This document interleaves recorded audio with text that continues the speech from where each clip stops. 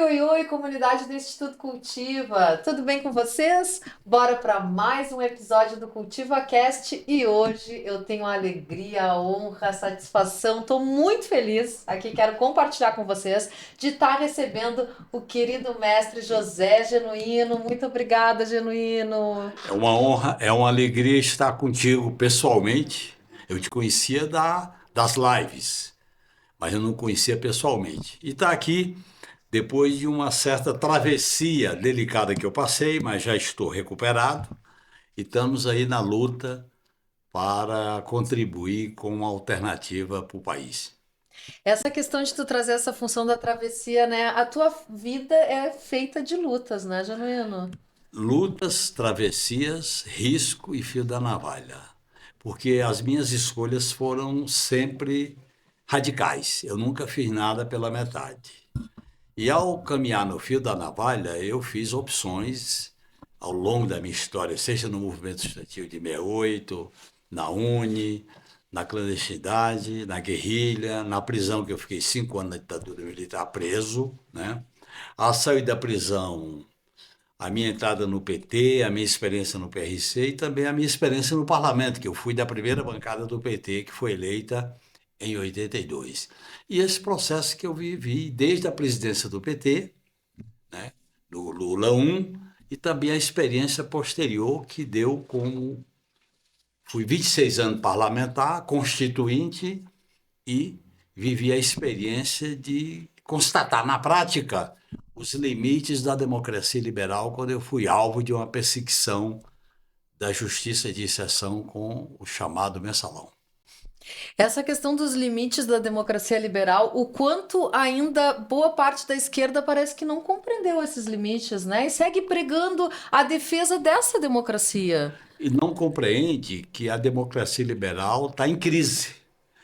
Ela está em crise, primeiro, porque a crise produto do sistema capitalista, monopolista, imperialista, e o processo de mudança das relações capital e trabalho, o processo da alteração e da captura dos fundos públicos através do processo de privatização, a disputa de commodities do mundo inteiro, a disputa política em que a vida passa a correr risco e os direitos são eliminados. A democracia liberal, ela perdeu funcionalidade. No bojo dessa crise veio a extrema-direita fascista, que é um fenômeno novo dessa época histórica. E eu acho que a esquerda, ela tem que compreender isso, porque eu costumo dizer que algumas bandeiras da democracia liberal podem ser ponto de partida, não de chegada.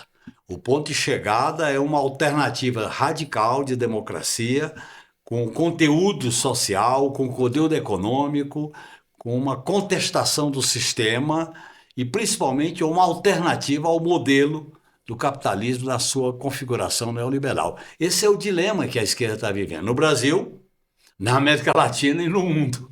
Sim, e a gente vê, a gente, ao mesmo tempo que se vê um fortalecimento e um crescimento da extrema-direita, também se vê que essa alternativa não dá certo e é muito rápido que se vê isso, né? A gente tá vendo agora a Argentina pegando fogo com o Milei, enfim, mesmo Trump voltando, né, à presidência dos Estados Unidos também não se apresenta num cenário consolidado, nem tranquilo, né, Genuíno?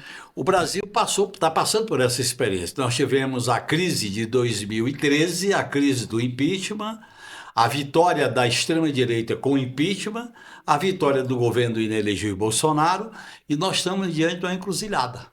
Nós vamos fazer mudanças estruturais, nós vamos fazer mudanças nas questões centrais da vida, dos direitos sociais, da radicalização da democracia, da soberania nacional, da nova plataforma dos novos direitos, como a luta das mulheres, a luta do povo negro, a luta da comunidade LGBTQIA+, a luta dos povos originários. Ou vamos construir um caminho através de uma plataforma emancipadora ou vamos apenas administrar as feridas? O problema é que as feridas provocadas pelo modelo neoliberal são tão profundas que não adianta botar band-aids para drapo. Nós temos que fazer cirurgias. Esse é o dilema que a esquerda está vivendo. A maneira como a esquerda se comporta, eu eu me aproximo da experiência do México, dá um pouco da experiência do Petro na Colômbia, a própria experiência da construção da esquerda francesa com a alternativa da França e submissa. Eu acho que se a gente não adota uma postura antissistema, e ao colocar antissistema nós temos que sinalizar uma alternativa transformadora, as bandeiras táticas, as alianças táticas não bastam, você tem que sinalizar um caminho mais profundo, e eu acho que esse é o dilema do governo Lula, que vem desde a eleição de 2022 e vai estar presente agora, e está presente na eleição de 2026, é o que nós estamos vivendo. Quer dizer, e todos os aspectos estão com a crise radicalizada. Você pega a crise de alimentos, a inflação de alimentos, é produto das influências da inflação internacional. Quer dizer, o preço, a carestia dos insumos, os preços do mercado internacional, a demanda, tudo isso acaba influenciando aqui. Você pega a questão dos juros, você pega a questão da qualidade do emprego, você pega a questão do serviço público, da saúde, da educação, o grande tema da segurança pública. Quer dizer, eu acho que são temas concretos que mostram a radicalidade dessa crise. E se os governos progressistas, no caso o governo Lula, não enfrentar com essa agenda de direitos do povo, ele acaba, vamos dizer assim, se desgastando, e as pesquisas estão indicando isso, e acaba abrindo espaço para o fortalecimento, o crescimento de uma direita fascista. Porque a crise da democracia liberal é também a crise da velha burguesia liberal gourmet, a velha burguesia que quer manter o status quo. Não dá para manter o status quo. Eu acho que esse é o dilema que nós estamos vivendo nesse momento. Essa questão do governo Lula, né, essas diversas crises que tu colocastes, também tem a ver com a questão de tentar, além de colocar os esparadrapos, né, nas feridas sociais que a gente tem, porque o governo Lula sempre tenta, né, atender as populações que mais precisam, seja com programas sociais, subsídios, mas ao mesmo tempo também mantém estável os privilégios da classe dominante. Tentar agradar os dois senhores também potencializa essas crises, Genuíno? Potencializa. Primeiro que você tem que enfrentar a hegemonia da financiarização. Segundo, a política da tirania fiscal, que é essencial para a gestão do capitalismo monopolista. Terceiro, o modelo de privatização. Quarto, a precarização das políticas públicas, principalmente na área da saúde, da educação, do saneamento, do salário mínimo, da segurança pública. Ou nós enfrentamos essas questões de maneira concreta, através da defesa de uma plataforma do povo, dos direitos do povo, ou então a gente fica numa postura defensiva. É claro que nós não podemos, vamos dizer assim, dogmatizar a correlação de força. Nós temos que governar nessas condições, você tem que enfrentar, você tem que disputar. Mesmo perdendo, mesmo enfrentando situação adversa, como é o Congresso Nacional, de maioria conservadora, você tem que marcar a posição, tem que enfrentar. Todos esses temas aí, você tem que fazer enfrentamento. Enfrentamento para disputar corações e mentes da sociedade. Enfrentamento para arrancar algumas conquistas através da negociação. A esquerda não tem força para negociar se ela não enfrenta, se ela não polariza. E nós não podemos ter uma governabilidade limitada pela institucionalidade exclusivamente. Nós temos que misturar instituições com rua, com sociedade, com pressão popular. E, principalmente, estabelecer uma relação orgânica com os movimentos populares alternativos. Em todas as áreas, em todos os aspectos, eu acho que isso é fundamental. O que falta na experiência do Lula 3 é construir um modelo de diálogo, de concertação, de ouvir, de saber, de ter humildade para dialogar com essa mobilização, vamos dizer assim, na base da sociedade. Mas isso não é para cooptar gente para o governo, isso não é para chamar gente para ocupar cargo, é para levar em conta as reivindicações. Porque para a gente derrotar a extrema-direita fascista, nós temos que combatê-la porque ela é a expressão mais radical do modelo de concentração do capital, de exploração, de eliminação de direitos, mas também nós temos que enfrentar a velha direita, que busca em alguns momentos, inclusive, fazer aliança com essa extrema-direita. O caminho da moderação, o caminho da mera institucionalização não é o mais adequado. Veja o que aconteceu nos Estados Unidos com o Partido Democrata sendo derrotado pelo trumpismo. Veja a Argentina.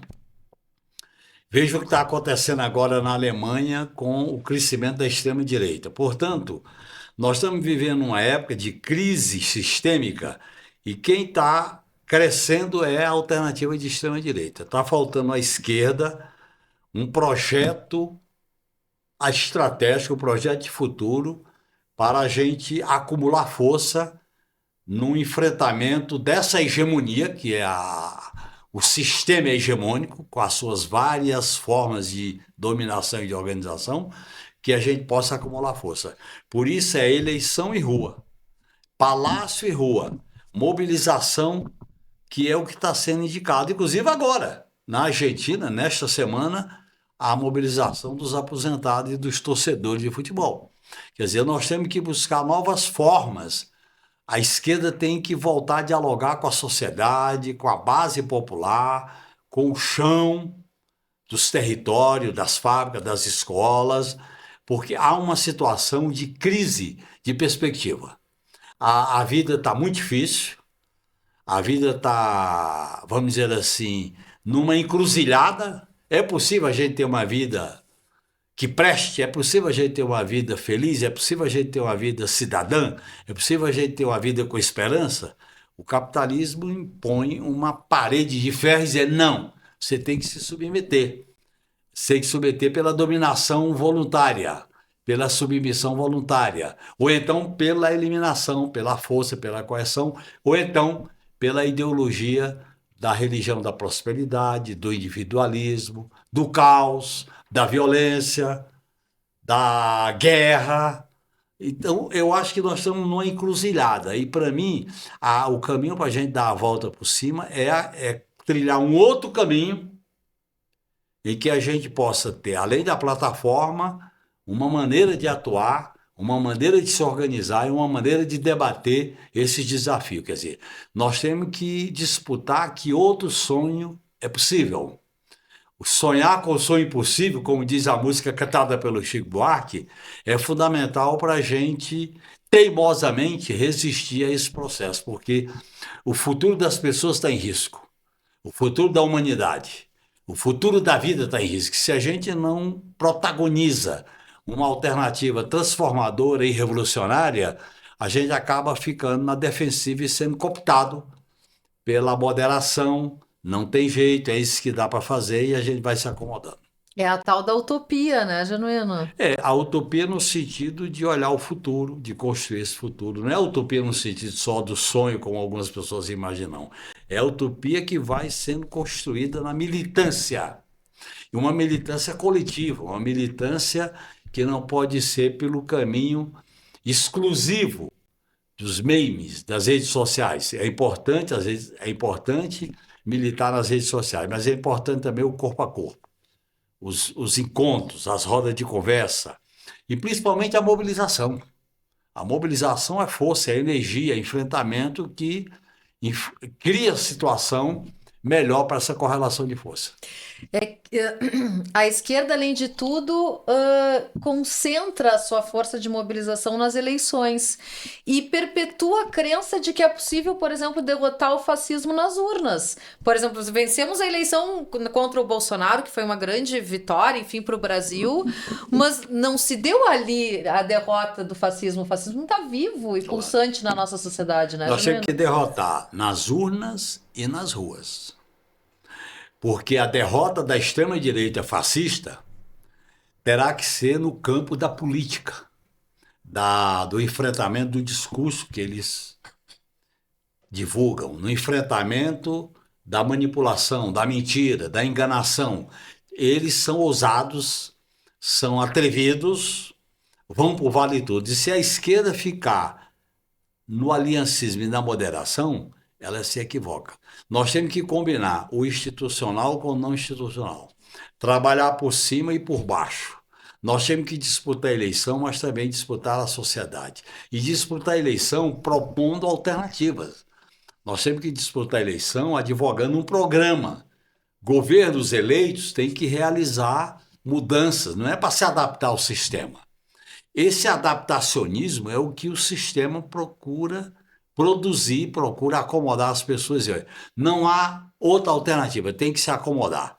E eles criam uma situação de perpetuar a exploração, a dominação, a exclusão e a opressão. E eu acho que esse é o dilema que nós temos que viver. Nós temos que atuar em todas as formas, e todos os caminhos, de todas as maneiras de lutar.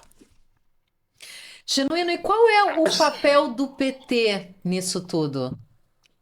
Olha, o PT tem 45 anos de vida.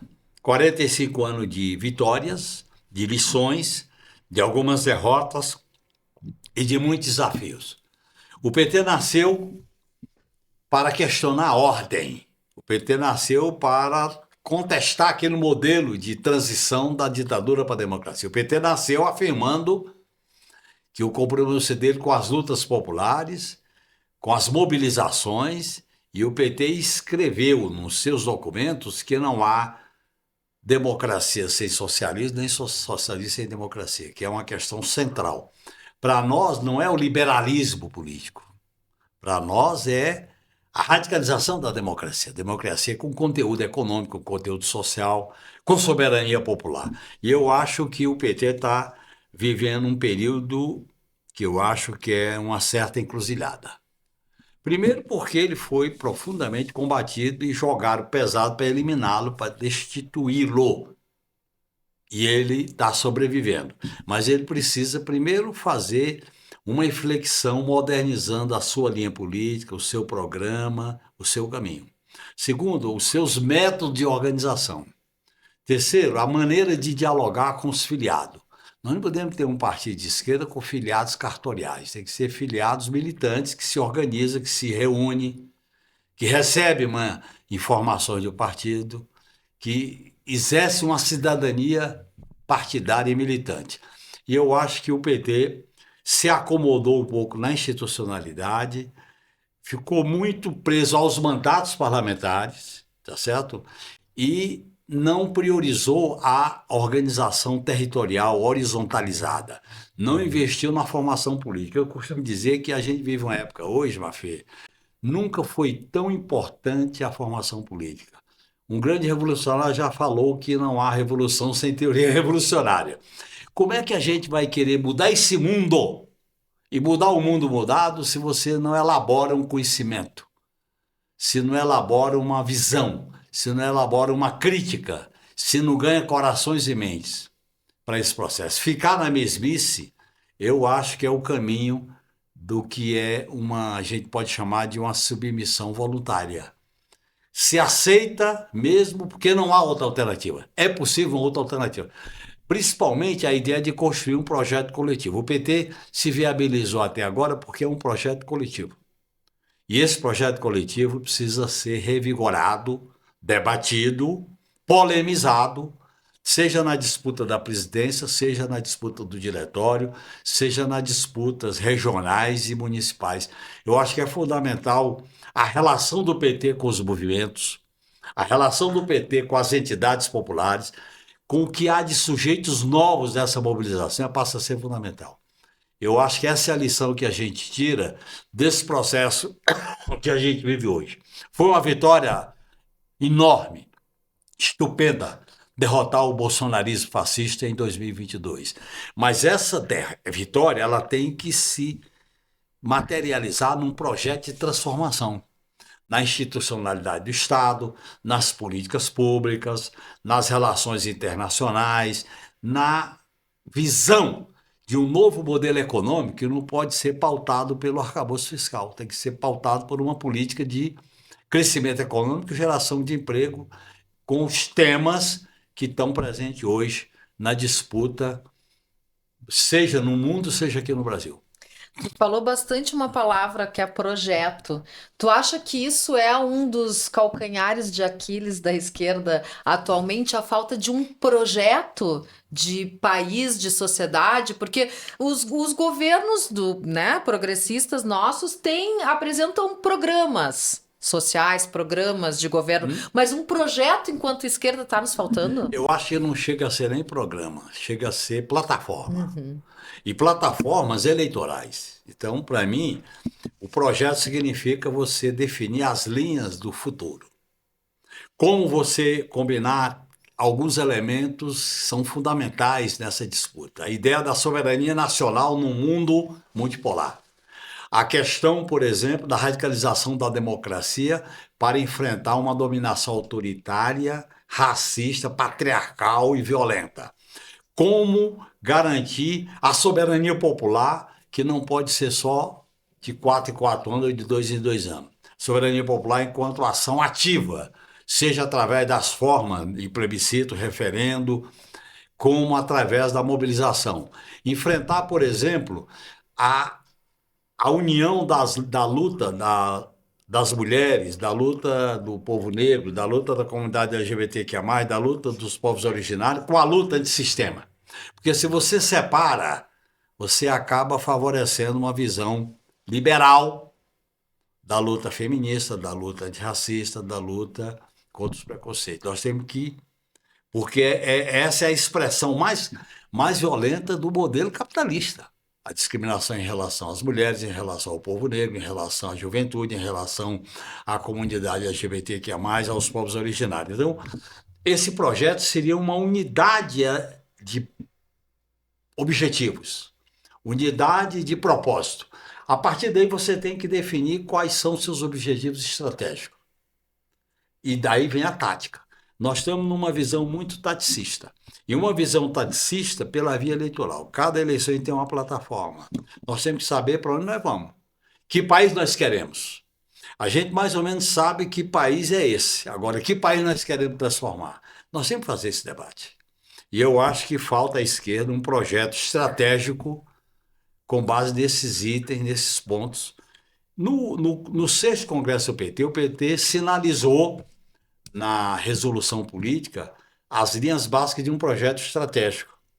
E eu acho que a gente tem que retomar essa discussão, porque é a discussão do futuro, é a discussão da esperança, é a discussão de um conceito de emancipação ampla e restrita e multilateral. Eu acho que a esquerda está numa postura defensiva que ela fica só administrando O caos. o caos, diminuindo o caos, consertando buracos, feridas e não dialogando sobre um projeto de futuro. Isso é grave, porque quem acaba aparecendo contra o sistema é a extrema-direita. Tu achas que a questão da memória também tem a ver com isso, Genuína? A gente sempre relaciona a questão da memória à questão da ditadura militar, agora inclusive com essa onda aí do filme Ainda Estou Aqui, né, despertou novamente todo esse debate, mas tu mesmo trazes tantas questões da construção do PT, das resoluções já tiradas, ou seja, tá nos faltando memória também nesse processo? Também. E a memória, para mim, é subversiva, como diz o Leonardo Boff. A memória, para mim, é aquilo que o Tocqueville fala. Quando o passado não ilumina o futuro, o presente fica tonto. Porque a relação, a memória é importante porque ela envolve sujeitos, memórias, sentimentos, subjetividades, lições, derrotas, vitórias. E eu acho que é muito importante. Essa ideia da dominação da burguesia brasileira, de esquecimento, o que fizeram com as lutas camponesas, com a luta dos quilombolas, com a luta dos trabalhadores no início do século, com várias, né? Você vê Canudos. A versão da extrema-direita, da direita, é que era um movimento monarquista. Foi preciso Euclides da Cunha escrever Os Sertões para resgatar essa memória. E eu acho que essa memória é muito importante. Não é a memória olhando o passado parado no tempo, é a memória em que você traz para o momento e para o futuro. E eu acho que é muito importante discutir essa memória, tanto do ponto de vista da crítica aos dominadores, do ponto de vista das lições para quem foi vítima, para quem lutou, a memória das derrotas, a memória dos ensinamentos. Quer dizer, por exemplo, o golpe de 2016, o que aconteceu antes do golpe, o que aconteceu com as manifestações de 2013. Depois você vê, essa memória nunca foi devidamente analisada, porque veio o golpe de 2016 e depois veio janeiro de 2023.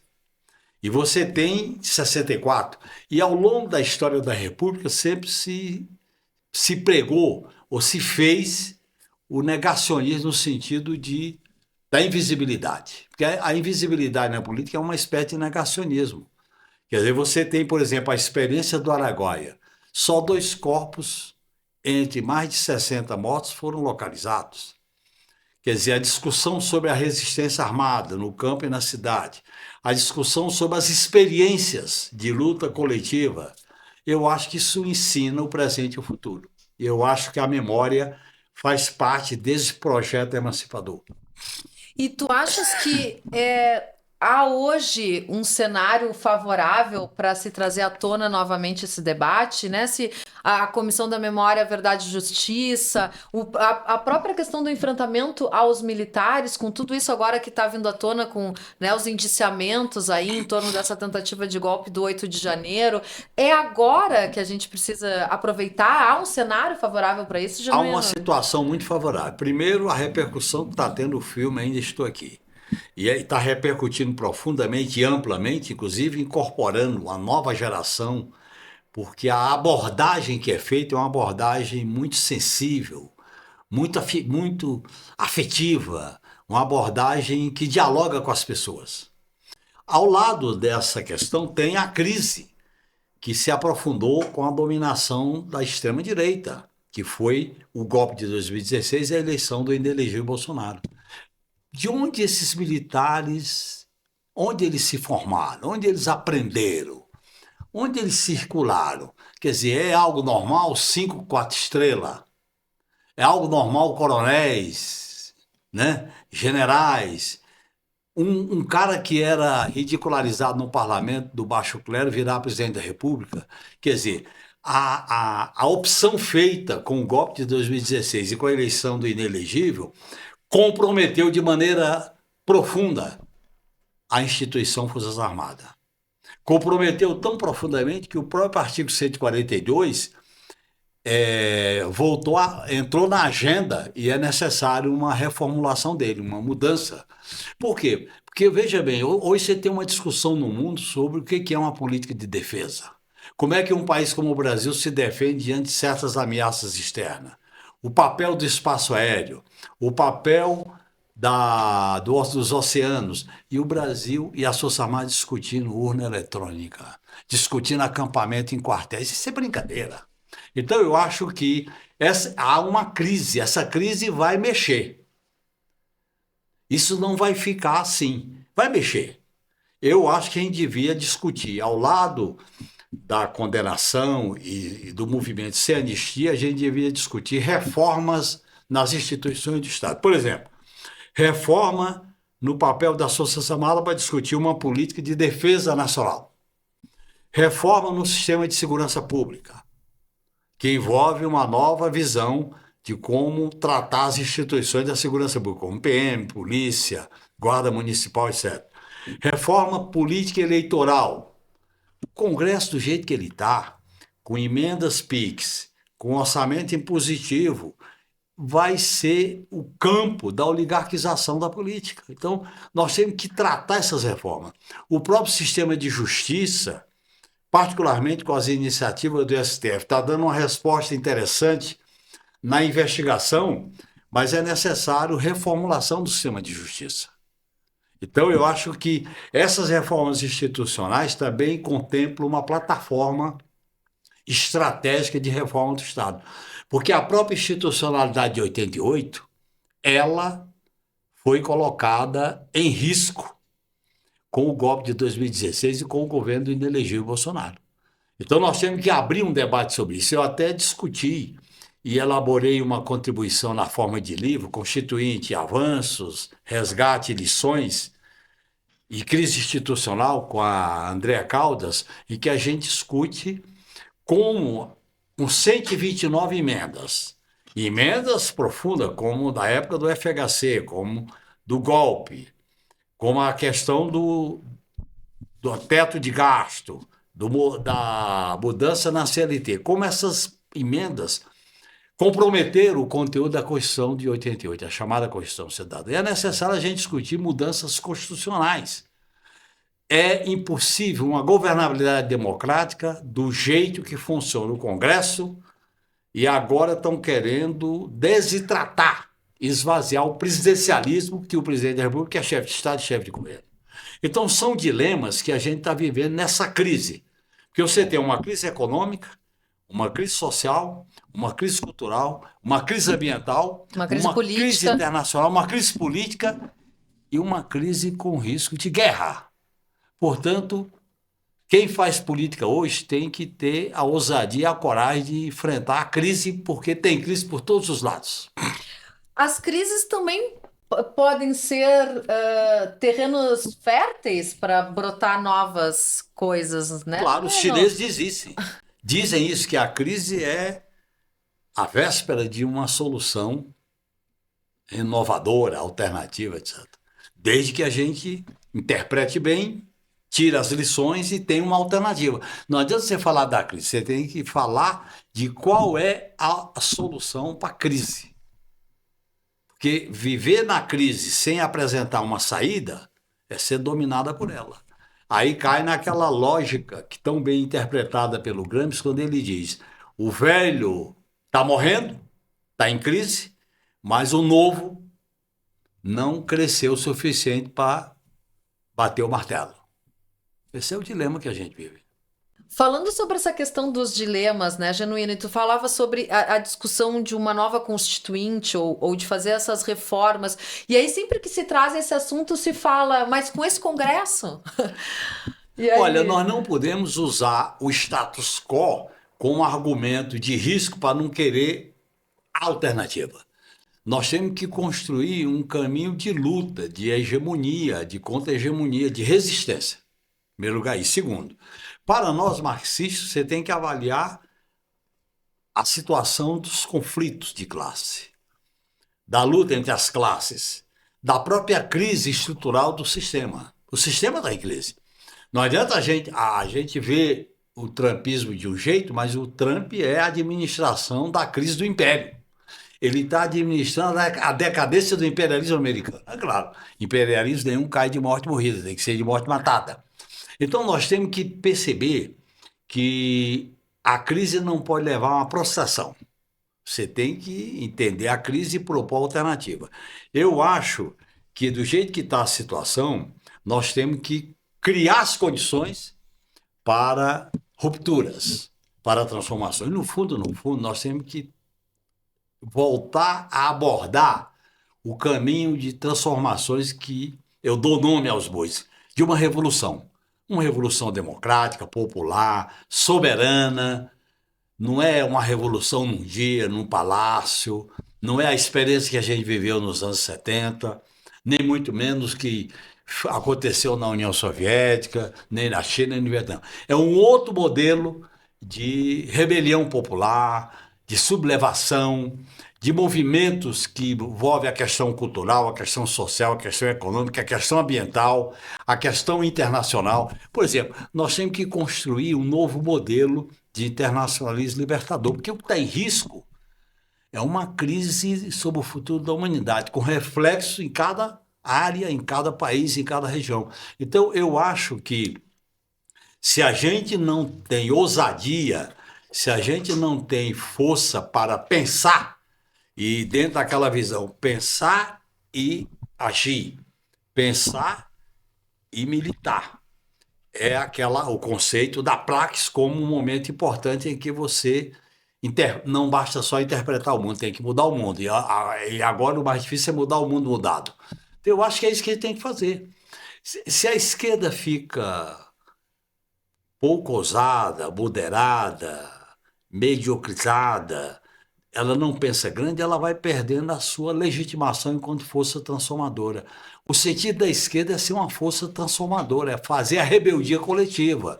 É claro que você tem que avaliar a correlação de força, tem que avaliar os objetivos em cada momento, tem que avaliar como fazer as alianças, tá certo?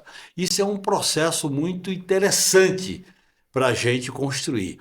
Hoje, no mundo de hoje, a gente está vivendo um desafio muito grande. A luta hoje ela é mais radical pela radicalidade da crise. Nunca foi tão importante ter uma força de esquerda que pense grande e pense radicalmente como mudar o mundo e que possa resgatar a ideia da emancipação ampla e multilateral no sentido do futuro. A discussão do futuro, a discussão da esperança, a discussão de que outro mundo é possível é fundamental, porque senão você fica num dia a dia desgastante, deprimente, paralisante, e você acaba caindo no pessimismo, no individualismo, ou então num personalismo de lacração, num personalismo de projeção individual, num, numa espécie de individualismo eleitoral. Não adianta. Quer dizer, ou você tem um projeto coletivo com força, com clareza, ou então você não muda esse mundo que está dominado através das formas mais bárbaras, mais duras, mais violentas que a humanidade tem conhecido. Essa falta de perspectiva revolucionária é um dos fatores da juventude ter se afastado da esquerda, Genuíno, porque era uma coisa marcante os jovens na esquerda, os jovens se identificavam com a esquerda e hoje a gente reclama justamente disso. Onde está a juventude? Pois é, primeiro que essa ideologia dominante capturou parte da juventude. A ideologia do individualismo, a lacração, o espetáculo, isso ganhou parte da juventude, nós temos que admitir isso. E a esquerda não teve um discurso capaz de dialogar, de ganhar a juventude. Então, nós temos que ver.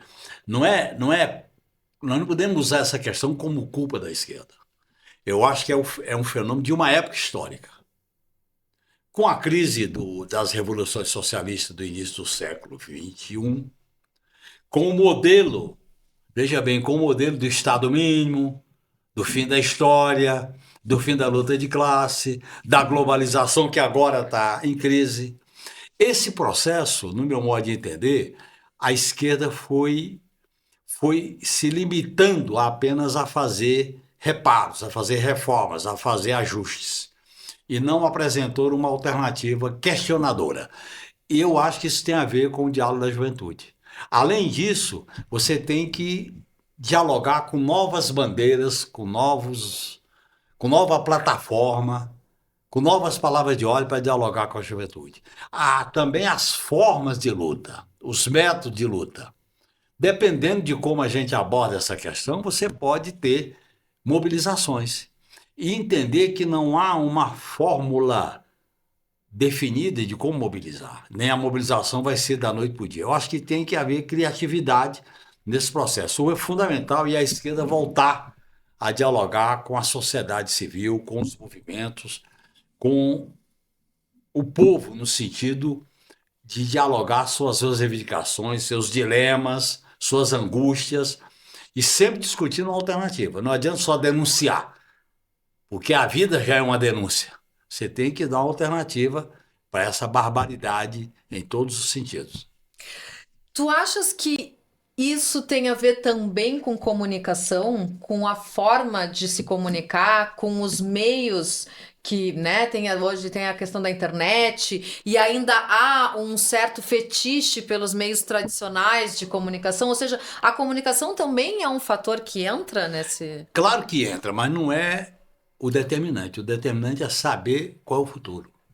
Nós vivemos hoje uma situação em que as pessoas discutem como fazer, não o que fazer. Eu quero discutir o que fazer. Não é o como fazer, não é a técnica, não é a forma, não é o espetáculo. Eu quero discutir o conteúdo. E eu acho que são esses conteúdos que estão faltando para um projeto libertador e emancipador e socialista da esquerda. Por isso que eu entendo que as nossas experiências de disputar, seja na internet, seja nas redes sociais, seja nas ruas, seja nas rodas de conversa, seja nos espaços da mídia tradicional, seja nos espaços da mídia alternativa, tem que compor uma diversificação de disputar corações e mentes, disputar subjetividade. A grande questão hoje é a gente trabalhar no terreno de construir uma subjetividade transformadora, emancipadora, libertadora, para questionar a hegemonia do modelo liberal. Porque o modelo do neoliberalismo é também um modelo ideológico, é um modelo político, é um modelo de como viver a vida, e nós temos que questionar. Nunca foi tão importante esses questionamentos. Então, eu acho que a comunicação é importante, mas desde que ela esteja a serviço de um projeto de conteúdos. Não adianta a gente achar que é a técnica que vai resolver. Na sociedade do espetáculo, não adianta você ficar só no espetáculo. Você tem que discutir o conteúdo do espetáculo. O que as pessoas querem, o que as pessoas dizem, o que as pessoas aspiram. Porque esses fenômenos que têm surgido no Brasil e no mundo, com a mesma rapidez que eles surgem, desaparecem. Entendeu? Então eu acho que é necessário um debate mais profundo.